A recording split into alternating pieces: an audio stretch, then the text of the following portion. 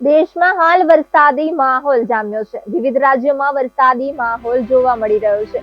ત્યારે વાત કરીએ મહારાષ્ટ્રની, તો અહીં પણ ભારે વરસાદને લઈને ચેતવણી આપવામાં આવી છે. મુંબઈ, થાણે, પાલઘરમાં આજે વરસાદને લઈને યલો એલર્ટ અપાયું છે, જ્યારે રાયગઢ અને રત્નાગિરી માટે ઓરેન્જ એલર્ટ અપાયું છે.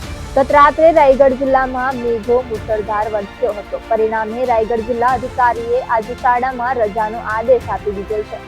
ભારતીય હવામાન વિભાગે કહ્યું કે વરસાદની સાથે સાથે 40 થી 50 કિલોમીટર પ્રતિ કલાકની ગતિએ હવા ફૂંકાઈ શકે છે.